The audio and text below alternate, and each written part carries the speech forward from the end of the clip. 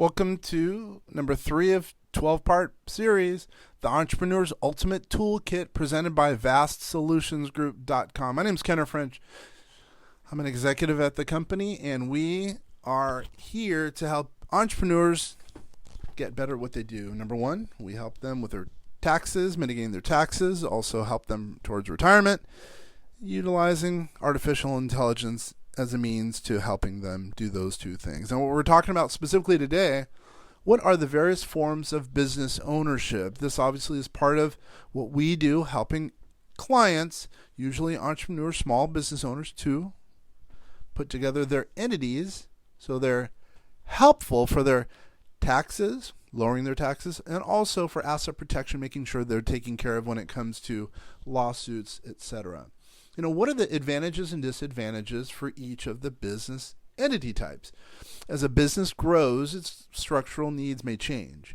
Changing the structure of your business will have long-term implications, so consult with an accountant and attorney to help you select the form of ownership. But also, that's what we do. We have accountants in-house. We have attorneys who are in different entities who help us to help you, the business owner. Now, but still, we always say it's not a bad thing to go out and talk to other accountants and attorneys.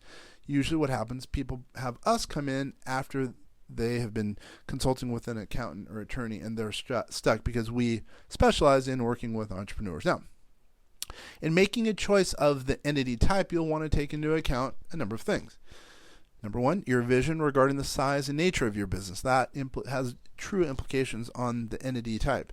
The level of control you wish to have, the level of structure you're willing to manage, the business's vulnerability to lawsuits, tax implications of the different ownership structures, and expected profit and loss of the business. Now, what I should say is, this being the third installment of the Entrepreneur's Ultimate Toolkit, we're going over very specific elements for the business owner. The really business owner now, at first, the first part of this series, we're talking about kind of ideas, turning them into business. Then we talked about kind of pricing in the second installment. And finally now we're really talking about the entity. We're really talking about getting down and dirty as an entrepreneur.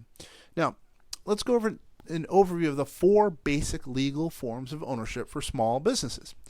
There's typically sole proprietorships. Those are the most common right now, I'd say, in general.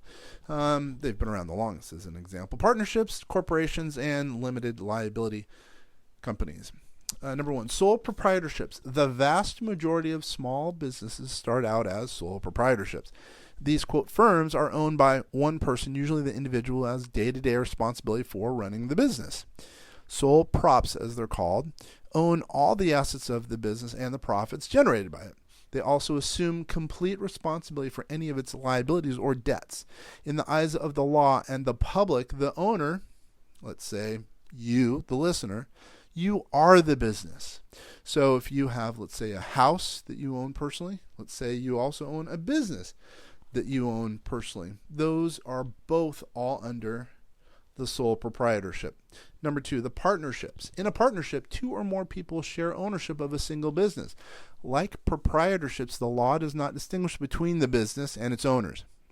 The partners should have a legal agreement that sets forth how decisions will be made, profits will be shared, disputes will be resolved, how future partners will be admitted to that partnership, how partners can be bought out, or what steps will be taken to dissolve the partnership when or if it's needed.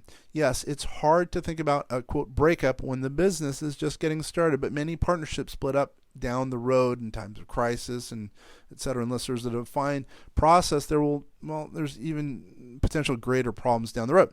They also must decide upfront how much time and capital each will contribute. Number 3, corporations or corps. A corp is chartered by the state in which it's headquartered. It's considered by law to be a unique entity, separate and apart from those who own it. A corporation can be taxed, it can be sued, it can enter into contractual agreements. The owners of a corporation are its shareholders. The shareholders elect a board of directors to oversee the major policies and decisions. The corporation has a life of its own and does not dissolve when ownership changes. Subchapter S Corps or sometimes you'll hear S corps, they're a tax election only entity. This form of ownership enables the shareholders to treat the earnings and profits as distributions and have them pass through directly to their personal tax return. The catch here is that the shareholder, if working for the company, must pay his or her wages if there's profit, and those wages must meet standards of reasonable compensation. This can vary by geographical region, even as occupation, industry, etc. But the basic rule is just pay yourself what you would have to pay someone else to do your job, as long as there's enough profit, that is. If you do not do this, the IRS can reclassify all of the earnings and profit as wages, and you will be liable for the payroll taxes on the entire amount. Now, limited liability companies, or sometimes they're called LLCs. The LLC, it's a relatively new type of hybrid business structure that is now permissible in most states. It's designed to provide the limited liability features of a corporation and the tax efficiencies and operational flexibility of a partnership. Formation is more complex and formal than that of a general partnership. The owners are what's called members, and the duration of the LLC is usually determined when the organizational papers are filed. The time limit can be continued if desired by a vote of the members at the time of the expiration. LLCs must not have more than 2 of the 4 characteristics that define a corporation. Limited liability to the extent of assets, continuity of life, centralization of management, and free transferability of ownership interest, as an example. There are many options available for today's business owner in the marketplace, but determining the appropriate form of business ownership can be greatly complicated. As such, we bring in attorneys specifically who are strategic alliances with our company. We have one on staff. Actually, we have 3 on staff to help us go through all the specifics as it relates to entities. We're going to go over a little bit more in depth later about things called buy-sells and much more complicated things that we're going to go about later. Actually, you know what we're going to do? Why don't we go over a couple different little types of buy-sells, just so we have a kind of a flavor as we go into the latter parts of this series. Let's talk about 2 main types of buy-sell agreements commonly used by businesses. One, a cross-purchase agreement. In a cross-purchase agreement, key employees have the opportunity to buy the ownership interest of a disabled or deceased key employee. Each key employee takes out a policy on each of the other employees. Cross-purchase agreements tend to be used in smaller companies where there are not too many key employees to cover. For example, if a business has 3 partners, each partner will take out 2 cross-purchase agreements to cover the other partners for a total of 6 cross-purchase agreements. The second, stock redemption agreement. A stock redemption agreement, it's a formal agreement between each of the key employees and the business itself, under which the business agrees to purchase the stock of the deceased or disabled key employees. Key employees agree to sell their shares of the company, often in exchange for a cash value. Usually, the funding of these things called buy-sells are usually based on life insurance.